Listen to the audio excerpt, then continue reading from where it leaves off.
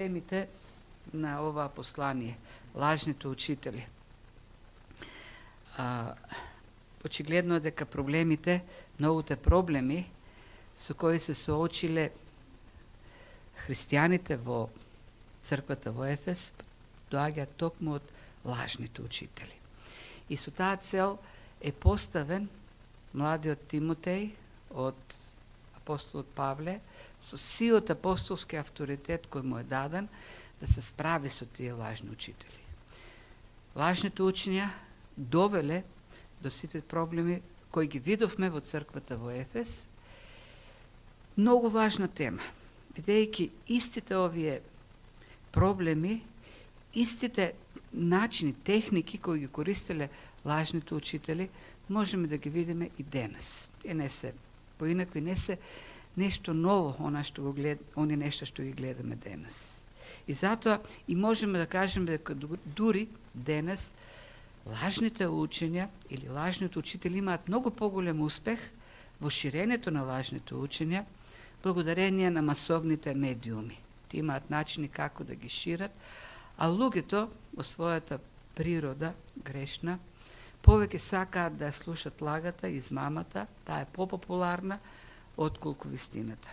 Затоа е многу важно и Павле неколку пати се навраќа на лажните учители. На почетокот на 4 глава се запознавме со некои специфики на лажните учители, како тие водени од злите духови ги поматуваат умовите на луѓето, а овде ќе видиме некои други работи, тоест она што општо за лажните учители. А тоа е дека тие се фокусирани на сегашноста. Тие нудат учење кој треба да го задоволи човекот тука и сега. Неговата поход тука и сега. Тие промовираат материјална печелба, промовираат, така да кажеме, христијанство за забава овде, нешто што луѓето го сакат, нешто што по кој што копне човечката грешна природа. И тие учења не се од Бог. Нешто што е интересно, нешто што е мистериозно, нешто што ја задоволува човечката љубопитност.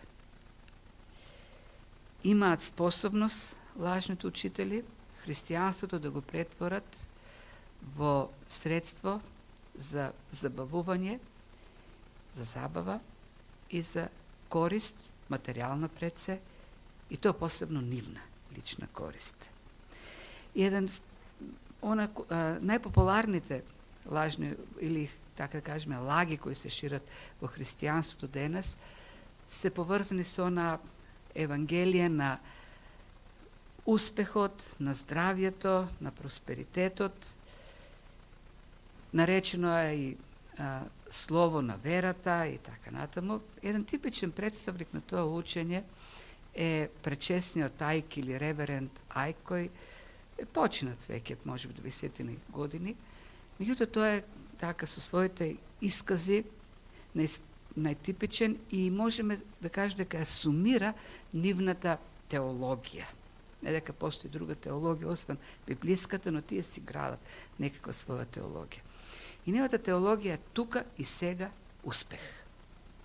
На прашањето што сака, тој вели, и тие се цитати може да ги најдете на Википедија. Тој вели, не сакам пај или пита на небото, сакам кеш во джебот овде и сега.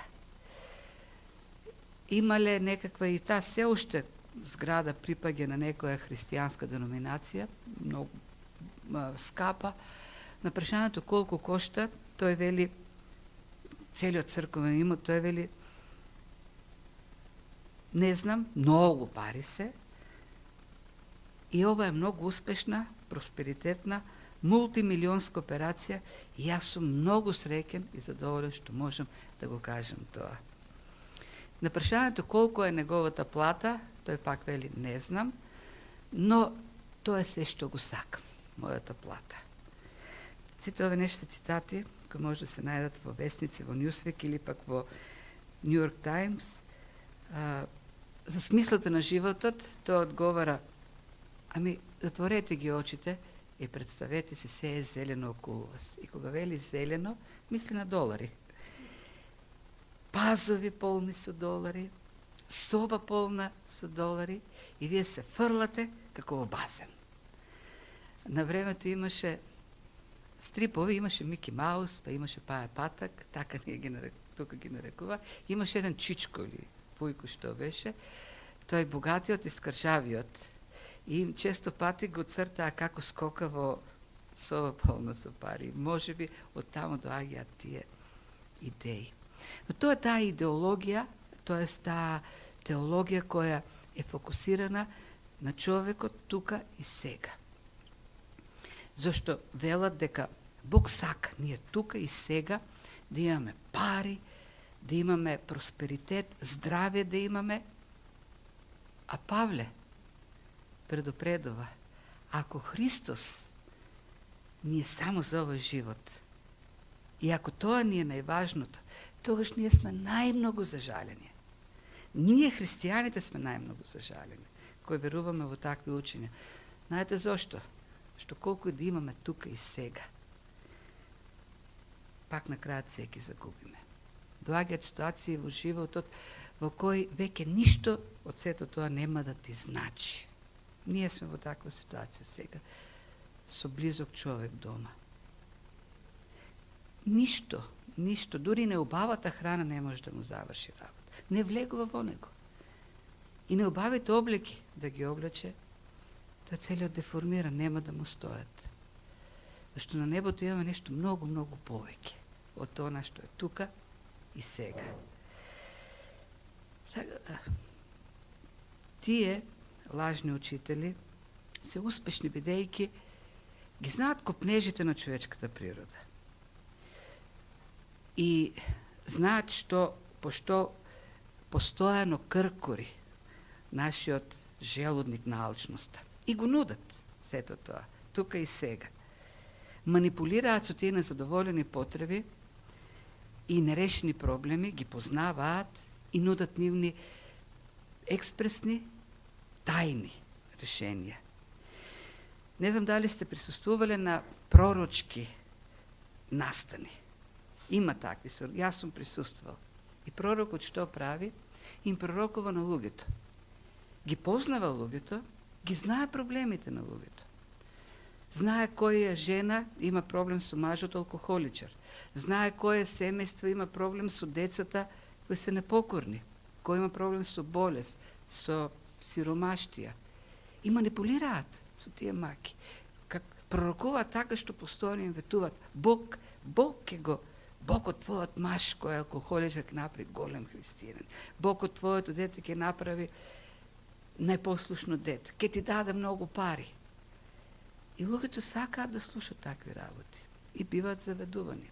Зошто? Зашто луѓето не копнеат да имат блиска врска со Бог преку Словото и молитвата, преку оној кој го дава најдоброто. Туку сакаат она што тука и сега експресно можат да го добијат. И многу христијани, токму поради неповрзаноста со Бог, по полна вера и посветеност, кога доаѓаат тешките моменти, се свртуваат кон лажните учители. Американските председатели, сега тоа ми е дел од проповедта која е направена пред неколку недели, не сме го предали дека имаме гости, се познати дека се верници. А едно такво семејство, кое е било познато со верата, е семејството Реганови, нели?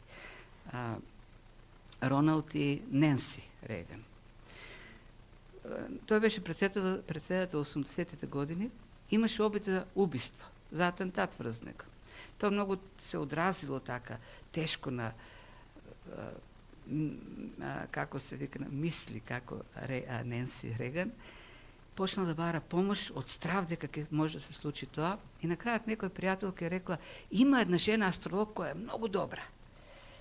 Дури вели дека тврди дека таа го предвидела атентатот и можела да го предодврати. И на крајот решила да се... И тоа е во автобиографска книга запишено на Ненси Реган. Книгата се вика Мојот ред, My turn, или ова е мојот ред, така како дека, јас сум на ред. И таа се јавила и стапила во контакт со таа жена астролог, која секако била многу љубезна, полна со емпатија, нешто што требало во тоа време, на мака, на страв, и од тока почнала неколкумесечната сеанса. Не пишува колку било, колку коштало сето тоа, само пишува не беше ефтино, и кога председателот Роналд Реган разбрал за тоа, рекол: ако те прави сето тоа да се чувствуваш добро, во ред прави го, меѓутоа внимавај ако чујат другите да биде во тајно, зашто што ќе кажат. И гледате пак овдека проблемот е дали тоа тебе те прави да се чувствуваш добро, субјективниот критериум и што другите ќе кажат. А која е Божјата волја во сето тоа? Не е тоа критериумот.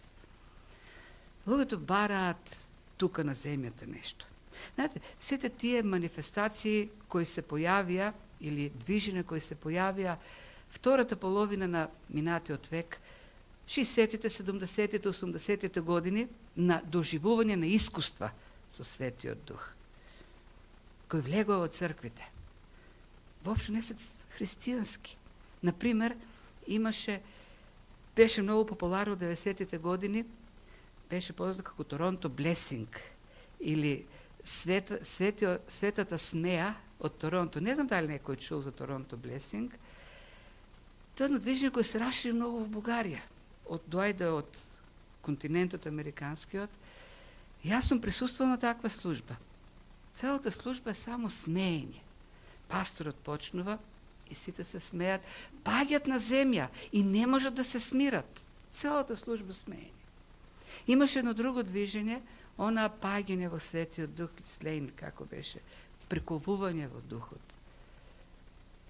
Имаше едно друго искуство на скокање, или како што вели Амос, како телци во шталите. Ке дојде Светиот Дух и ке скокаме како телиња во шталите. Знаете ли дека сите тие неслучајно движења се појавија или манифестации кога во истиот период многу гура од далечниот исток отидоа во Америка, барајки на американскиот континент, барајки оттаму екзистенција, бидејќи тоа е ветената земја за реализација. И отворија своји школи, така да кажеме, на медитација, каде што почнаа да отвараат чакри на луѓето. И манифестациите кои таму, искуствата кои таму ги доживуваа луѓето, стана многу популарни. Почна луѓето масовно да одат таму и што направија пасторите, што направија црквите? Учења како истите манифестации да ги донесат во црквите. И нема многу разлика меѓу тие таму се отвараат чакри, а таму во црквите се искусуваат во Светиот Дух манифестации. А манифестациите се истите. Тоа е лажните учители бараат нешто што е популарно, нешто што ќе ги привлече луѓето, кој на крајот ќе биде скапо наплатено. А причината е што христијаните не се интересираат од едно посветено општење и целосна доверба на Бог во Словото и молитвата. И затоа се фатени, кога ќе дојдат моментите на искушенија, на тешкоти, фатени се од тие лажни учители, кои на крајот на краишта многу скапо си ги наплаќаат своите услуги. Нема доволна заинтересираност за општење со Бог во дух и вистина. И тоа е проблемот, и тоа е, ќе го видиме, проблемот е во црквата во Ефес. Не поинакви биле тие учители, лажни во Ефес, веќе многу пати говоревме за нив. Според тоа што е напишано овдека како нели проблеми во црквата, можеме да заклучиме дека тие биле гностици. Гностици кои нуделе езотерични учења, мистики, кој можел да ги добие некој ако скапо си плати за нив. И има софисти, очигледно, софисти, чии што учења, филозофии се многу интересни, многу забавни, меѓу другото, популарни и кои со така чинат пари. Скапо се продаваат. Забавни предавања. Меѓу другото софистите биле во најблиското обкружување на управниците, зашто нуделе исто така за солидна заработка совети како да манипулираат, т.е. како да управуваат со општеството. И таквите тенденции доаѓаат во црквата. Така, принципот е ист, проблемот е ист. Вера за забава и за профит некаков. За лична корис на учителот и ветување на таква лична корис за останатите. Хајде да видиме што Павле овдека ни кажува како проблем, нели, за тие лажни учители. И секако, нели, таа тема тоа е надоградува во сите тие текстови кои досега ги посвети на лаг. Првата глава скоро цела беше посветена на него. Почетокот на 4-та глава исто се однесува на лажните учители и сега гледаме почетокот на 6-та глава повторно е наменет на лажните учители. Кој е нивниот проблем? Значи, тоа е темата христијанство за печелба и забава. Вака почнува Павле. Тие нудат учење кое е фалшливо, лажно. Има, можеби, добра форма, така да кажеме. Меѓутоа, содржината е лажна. Како, не знам дали се забележале, кинеските производи или кинеските трговци се специјалисти во тоа да направат убава форма.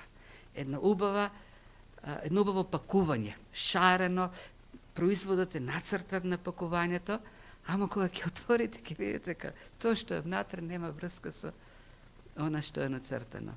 Неквалитетно, се крши одма. Која е нивната содржина всушност? Да, таа облечена со духовност. Да, може да бидат земени дури стихови од Библијата, извадени од контекст и така скалапени, за да представат некаква вистина. И да, лажните учители секојаш покажуваат кон своето богатство, тие имаат богатство на вистина и велат, еве, гледате дека е вистина, гледате дека тоа е библиската вистина. Добра форма, меѓутоа содржина која е, и тука Павле таа содржина ја нарекува хетеродидаскалео или различно учење.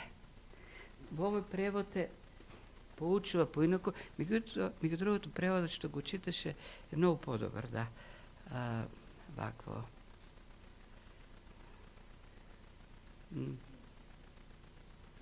Филип, да, превод што го читаше. Кој превод? Од кој превод ти читаш? Не можем јас да го читам тој. Од кој превод? Новиот, да, таму е многу подобро и многу од нешто што јас тука сум ги забележал, ги имат подобро представено во новиот превод. Хетеродидаскалео означува друго учење. Од што друго? И Павле покажа од што е поинакво, од што е различно учењето. Продолжува и вели, поучува инако и не оди. Тоест, тоа различно учење е различно од кое? Од здравите зборови на нашиот Господ Исус Христос. И тука употреба многу интересна фраза апостол Павле. Здравите зборови. Зборови е логос, не? А зборчето здравите е превод на хигија, од кој што доаѓа зборот хигиена. А зборот хигиена значи здравје. Тоа значи здравје, добро здравје. Да, за нас денес хигиената е нешто што треба чистота, со тоа врзуваме. Меѓутоа, оригиналниот збор хигија значи добро здравје. И Павле тука употреба збор за здравје. Лажните учители велат, ние ќе ви дадеме учење за здравје. Меѓутоа, здравјето за кое говорат тие лажни учители е она физичкото. Здравите зборови или здравото слово на Господ Исус Христос има за цел да постигне поинакво здравје. Тоа треба да доведе до, и тука е зборот благочестност. Учење за благочестност. И не знам зошто се авторот овдека решил Тоест, преведувачот решил да го употреби зборот благочестност, кога од целото послание до овој момент го користеше зборот побожност. И тоа е вистинскиот збор. Евсевија, учењето за побожно однесување или побожен живот. До сега многу пати го сретнавме тој збор. Тоа е зборот кој најчесто се среќава во ова послание. Дури 9 пати, од вкупно 16 пати во Новиот Завет. Повеќе од половина. Зашто тие лажни учители не се интересираат од побожен живот. Тоа е живот кој е угоден на Бог. Живот од божествен живот. Тие се интересираат од свој живот. Живот по својот вкус, според своите интереси. И затоа зборовите на Исус Христос се здрави зборови, бидејќи носат здрав живот. Не според вредностите на лажните учители, туку според Божите вредности. Кој живот е здрав живот? Дали оно живот кој е ослободен од болести физички? Дали оно живот кој е исполнет со пари? Или оној живот кој е угоден на Бог? Оној живот кој се живее според волјата на Бог? Оној живот во кој што е вклучен божествениот живот? Тоа е разликата. Додека едните зборуваат за живот по вкусот на луѓето, Словото на Исус Христос води кон живот угоден на Бог. И повторно гледаме она што го каже во 4 глава што го напише Павле. Се почнува со учењето. Дали ќе биде учењето на Христос или ќе биде друго учење. Дури во 4 глава Павле рече дека тоа учење е од злите демони. И тоа е целта на злите демони, да почнат со умот. Зашто од тоа што е во нашиот ум, тоа ќе зависи и нашето однесување, нашата представа за животот. Како што пишува Джонатан Едвардс, идеите и представите во главите на луѓето се невидливи сили кои постојано управуваат со нив. Од идеите што ги имаме, од представите во нашите глави, ќе се управува нашиот живот. И целта на лажните учители е да внесат такви представи и идеи во главите кои ќе водат до безбожно однесување, нешто што ќе го видиме понатамо. И дури велат, и тоа е многу популарно денес. И во црквите го слушаме многу. Велат, нас не интересира теологија. Нас не интересира доктрина. Тоа е многу популарно денес да се каже. Не интересира теологија, не интересира доктрина. Знаете, ние живееме во црковно антитеолошко време. Дури се гледа негативно на теологијата и на доктрината. Што е популарно, велат? Знаете ли, велат, денес успеваат техниките. Ти треба да ги познаваш техниките. Техниката на успешно водење. Денес христијанство е полно со семинари за лидерство, со семинари за менаџирање, со семинари за управување, со стратегии. Тоа е популарно денес. Знаете дека ништо од сето тоа, ништо од сите тие нешта не е напишано нито како услов за старешинство, нити како услов за успешно водење на црквата. Велат, ние треба да ги познаваме потребите на луѓето. Која е нашата целна група? Нашата целна група се студентите. И сега што ќе правиме? Студентите сакаат да се реализират. Ајде, ќе почнеме да им организираме курсеви за менеджмент, за бизнис, за реализација во животот. И така ние ќе направиме успешни христијански служби. Знаете што потврдува христијанската историја? Има еден познат професор, Джеймс Менс, кој се занимава со црковна динамика, растеж, историја на црквата, вели, во историјата немало ниту едно масовно движење црковно, успешно пробудување, кој не тргнало од здрава теологија и здраво поучување на вистината. Разгледајте ги сите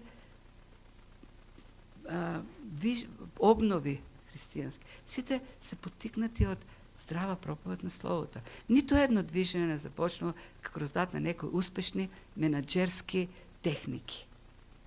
И тој дури вели, големите обнови не тргнале од авенијата Медисон, од техниките на авенијата Медисон. Не знам која е таа авенија Медисон, но очигледно таму се некои елитни модерни техники или учења. Но за жал, кај нас токму таму, нели, тие што излегуваат, се паркираат, биват прифатени од елитистички пастори во елитистички места, како Сити Хол, или не знам како се нарекуваат, каде се пропагираат токму тие методи кои не се, нели, библиски, а ветуваат успеси. И знаете ли кој е најголемиот абсурд на фразата "нас не интересира теологијата"? Пајте има теологија. Нема човек што нема теологија. Секој еден од нас, сите ние тука што сме, имаме теологија. Може не знаеме да ја формулираме, да ја изразиме, ама има секој теологија. Секој има своја представа за Бог. Секој има представа за себе си, за гревот, за обштението со Бог. Тоа е теологија. Прашањето е дали твојата теологија е хетеродидаскалео или е хигиенското слово на Бог. Тоа е само разликата. Дали твојата теологија, како современата, е човекоцентрична или она библиска, богоцентрична. Денес се гради човекоцентрична теологија. Теологија во која што не е Бог поставен во фокусот, туку човекот е поставен во фокусот. Не. Бог е слуга на човекот. Не е онаа библиска теологија во која што Бог како семокен создател го создал човекот за да го прослави Бог. Не, современата хуманистичка човекоцентрична теологија е фокусирана на човекот на кого Бог му служи. Знаете, Бог не е суверен Бог. Бог е некакво, како тоа е космичко нешто. Да, разликата меѓу џинот во Аладиновата лампа и современиот Бог е во тоа што се е космичен, додека тој џин живее во една фенер лампа. Но принципот е исти. Ако имаш проблем, ќе го повикаш тој космиски џин и тој ќе ти ја исполни желбата. Ќе ти помогне. За тоа служи, нели, Бог. И е многу, не само што е човекоцентрична, многу субјективна. Денес нема објективна вистина. Денес има една борба и во христијанството дури против објективни библиски апсолути. Не, разбирањето за Бог е субјективно. Ако ти веруваш дека Бог е судија кој го суди човекот за грев, тоа е твоја работа. Но јас верувам дека Бог е љубов, Бог помага, ги спасува сите и живее за луѓето. Не. Бог не е неко објективно, апсолутно битие. Бог зависи од моите представи за него. Од моите и најмногу од моите искуства што ги имам. Моите искуства лични се над објективните апсолутни вистини. И јас својата представа за Бог си ја градам според своите собствени искуства, личните представи за Бог. Необјективно откриената вистина, туку личните чувства и искуството се основата на нивната вера. И затоа Павле овдека наспроти учењето, лажната содржина на лажните учители додава две фрази. Прво, она здраво слово на Господ Исус Христос и второ, учењето на благочесноста. Како два столба. Тие не се раковат вели од тие два столба. Првиот столб кој е? Здравото учење на Господ Исус Христос. И кога вели здравото учење на Господ Исус Христос, говори, граматичката форма може да е во неја вклучено здраво учење на Господ Исус и смислата здравото учење за Господ Исус. И двете смисли се вложени граматички во падежните форми овдека. Зашто тоа е учење на Исус Христос за Исус Христос. Не е за мене учењето, не е за моите потреби, за Христос. И тука Павле ја употребува целата фраза Господ Исус Христос. Зашто потенцира на неговата месијанска служба, без која ние сме изгубени. На Христос како фокус во нашиот живот, крстот како фокус. Без крстот, без Христос, ништо нема во животот. Не сме ние фокусот, Христос е фокусот. Не. Како што Павле вели, живеам ли, умирам, мојата цела Христос да биде возвеличен. Се е за ме, се е за Христос. Како што во среда зборевме во Псалм 23. Се што се случи, се што се прави, е заради неговото име. За тој да биде прославен. Здравото слово не се фокусира на човекот, туку на Бог и неговата вечна цел во Христос. И учењето за благочестноста. Целта на тоа учење е да постигне живот угоден на Бог. Благочестив живот. Божествен живот во нас. Не според нашите вкусови, нашите желби, нашите копнежи на телото, туку живот според Божјата воља. И од тука, бидејќи нивната наука е лажна, не ги исполнува тие цели. Прво, не го прославува Бог, туку го прославува човекот и не води кон побожен живот, туку напротив, води, ќе видиме ние последиците, кон лош живот. И сето тоа што го гледаме како проблеми во црквата во Ефес, таа безбожност е последица на тоа лажно учење. Понатаму, вели Павле, тие се водени од горделиви мотиви. Тој е помрачен од горделивоста. И таа фраза помрачен од горделивоста во оригиналот текст е само еден збор, кој ние описно го преведуваме, а зборот буквално значи подуен, отечен од гордост. И ние имаме, можеби, збор на дуенко или не знам как, за тие горделивите луѓе. Толку е горделив што тој е отечен веќе од гордост. Ако човек е отече, е многу лошо. И тоа вели Павле причината зошто не знаат ништо. Гордоста не му дозволува да се соочи со вистината.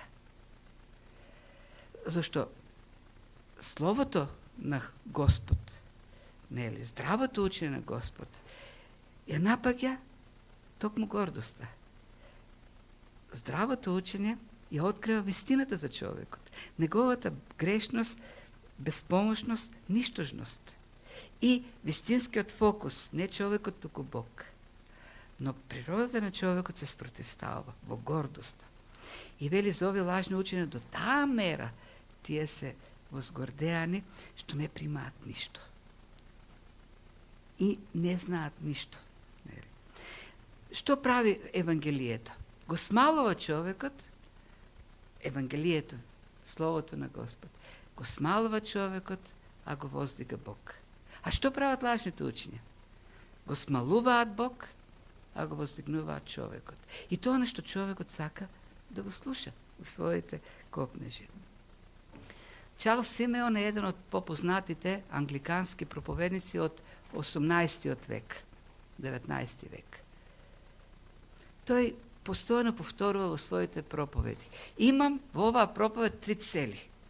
Првата цел е да го смирам грешникот, втората цел е да го возвеличам Бог и третата цел е да ја прославам светоста, да ја промовирам светоста. И знаете, тоа се трите цели на Словото. Да го смири грешникот, да го возвеличи Бог и да поттикне кон светост. Меѓутоа, денес не е популарно тоа да се проповеда. Зашто? Денеска е, тоа ке, јас го имам направено во таа другата проповед за, нели, школите и како да ги наречем, семинарите за што почнуваат со селф или себе или само, себе помош или самопомош, себе вреднување или самовреднување, себе прифаќање, себе воздигање, нели, се е врзано околу она. На крајот се следува на себест, на селф. И во христијанството го има тоа. И велат, ама не човекот не е добро човекот ние да му кажеме колко е грешен. Не. Ние трябва да му помогнеме тој да се прифати, за да си помогне и да се воздигне. Затоа тргнете ја настрана проповедта за гревот и за тие работи.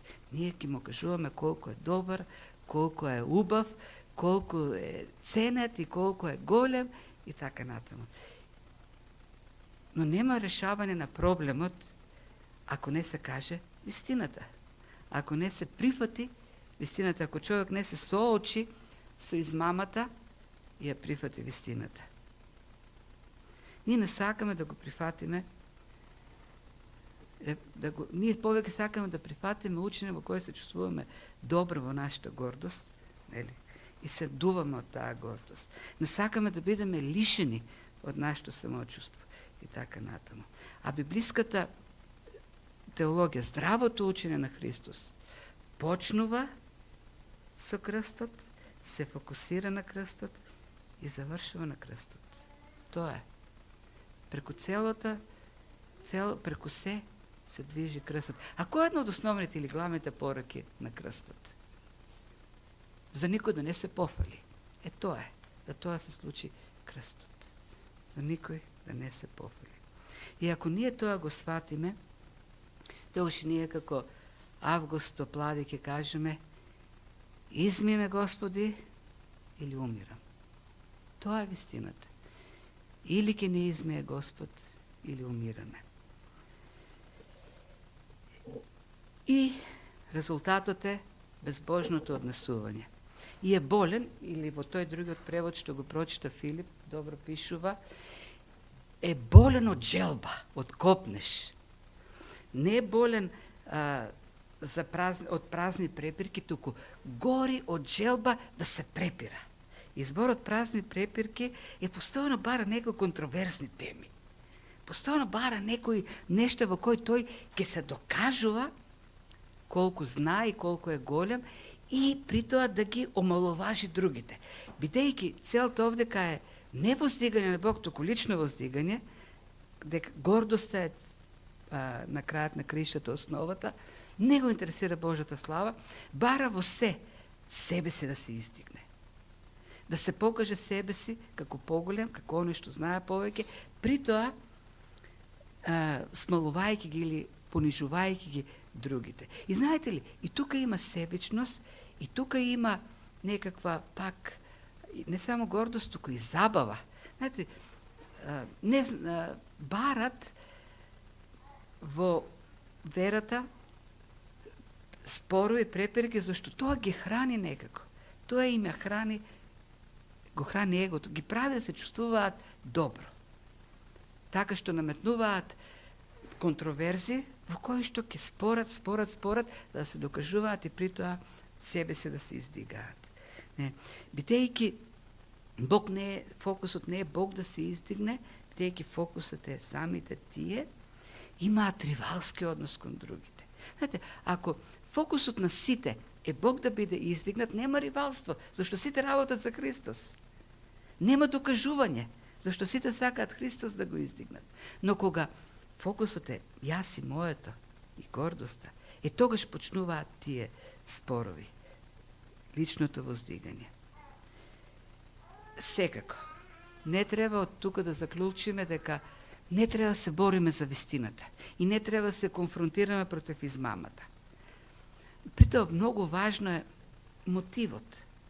Павле, тој спори со еретиците. Да, тој влегол во спор со еретиците. Меѓутоа, неговиот мотив, неговата цел не е себичност, не е личната суета. Тој секогаш има во предвид евангелието на благодатта, чистотата на евангелието на благодатта. И кога некој прогласува за анатема, тој го прави бидејќи евангелието на благодатта е заплашено, е во опасност и христијаните во Галатиската црква се во заблуда доведени. Неговиот интерес, неговиот страв, неговиот копнеше тие луѓе да бидат вратени на вистината, а не тој, нели? Затоа секогаш треба да имаме, да се уверуваме кој е нашиот мотив. Дали вистината, заштитата, прославата на Бог или некои наши лични горделиви, суетни или какви и да е причини кога влегуваме, нели, со другите во такви спорови. И на крајот, како што кажав неколку пати, нивната цел е да промовираат печелба преку погрешни вредности. Тоа свелат, тука тоа што е на земјата е најважно. Ние живееме за ова што е на земјата. Печелба. Наместо да бидат пророци за Бог, нели, тие стануваат трговци, профитери. Малку понатоа Павле ќе каже дека самото благочестие е голема печелба. Самиот факт што ние го имаме Божиот живот е најголемата печелба. Тие луѓе очигледно се во таква темнина, заслепени од гордоста, што не можат да разберат дека најголемата печелба е да бидеш со Бог. Најголемата печелба е да го имаш Бог во твојот живот, да го имаш божествениот живот. Најголемата печелба не е тоа што е тука на земјата. Најголемата, зашто тоа колку и да имаш, колку и време да го имаш, ќе си отиде, ќе замине. Најголемата печелба е тоа што Бог го освоил за нас на небото. Знаете зашто доаѓаат моменти во животот во кои што нема да постои учење, средство кој ќе те донесе мир и спокојство. Единствено вечниот Бог може да го донесе она што му треба на човек кога се друго веќе во овој живот нема никаква смисла. Губи смисла.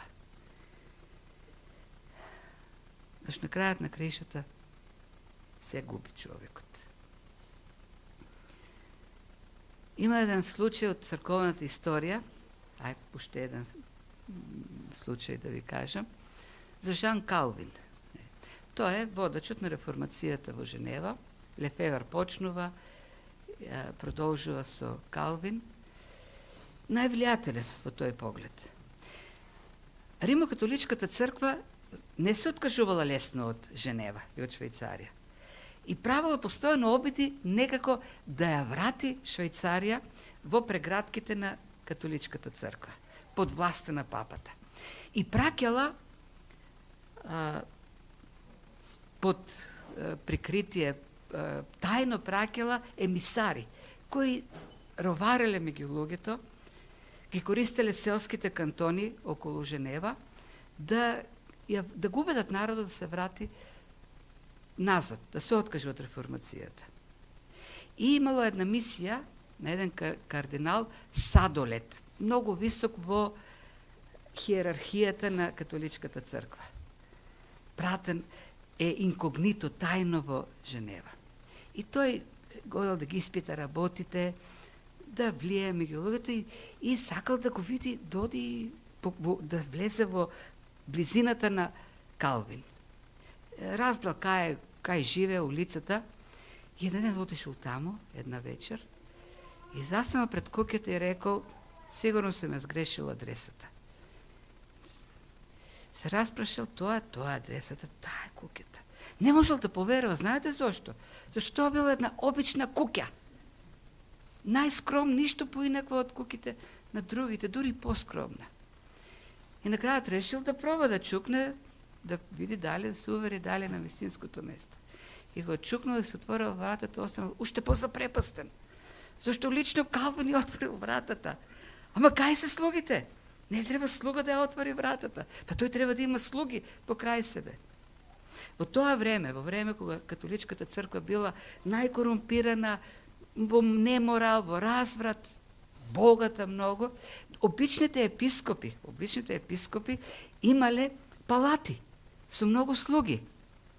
А пак архиепископите и кардиналите живееле во огромни замоци, со безброј слуги. А Калвин, кој во тоа време е водачот на целата европска реформација, тој папа, да кажа, нема папа на европската реформација во тој момент. Со влијание во Женева, Франција, Холандија, Англија. Самиот живе во една куќерка, облечен во една скромна црна облека, без слуги, сам си отвара вратата. И тоа било незамисливо за католичката црква во тоа време. И папа Пии IV, кој бил папа во тоа време, кога и Калвин умира, Една от неговите изяви е: той еретик беше непобедлив, защото не го интересира богатствата на земята. Ако го интересира, ние ќе го победахме. Ќе успеевме да го победиме. И тоа е истината. Дека, како што Јован пишува во првото послание, не сакајте го светот, ниту работите во светот. Ако некој го сака светот, љубовта на Отецот нема во него. Лажните учители се заробени во светот, во љубовта кон овој свет. И затоа немаат љубовта на Отецот. Една од карактеристиките на лажните учители, она по што ќе ги препознаеме, се тие погрешни вредности. Нивниот стремеж и нивната трка за повеќе богатство. Ако живееме за работите на овој свет, тоа треба да биде црвен аларм за предупредување. И така да заклучиме. Да, Бог, дали се грижи Бог за нас? Да, се грижи Бог за нас. Тој ветил дека се грижи за нас. Дали Бог се грижи за нашите потреби? Да, се грижи за нашите потреби. Бог е верен Бог. Меѓутоа, фокусот не се земните богатства. Како што Господ Исус вели. И тоа е ветување. Барајте го прво Царството Божје и Неговата правда и сето друго останато ќе ви биде додадено. Тоа е вистината. Твојот фокус треба да биде кон Божјото царство. Дури и другото да не дојде, ти го имаш најважното. Она што нема да го загубиш никогаш. Дури се друго да немаме, ако го имаме Бог, имаме се што ни треба. Тоа е најголемото. Да внимаваме на секој ученик кој промовира лична добивка, а не величението на Господ Исус Христос. И без разлика дали живееме многу спокоен живот, релативно спокоен живот, неспокоен живот, не знаеме, секој од нас живее во различен период од животот. Има периоди кога животот е спокоен, но има периоди кога постојано се редат едно на друго испитание, искушение, неспокојства. Само живиот и вистински Бог е тој кој може да не одржи. Нема други експресни, какви и да се, колку да се убедливи или привлечни решенијата. Само нашиот живот со Бог, само верата во дух и вистина, преку Словото и молитвата, ќе не прави во секоја ситуација да бидеме задоволени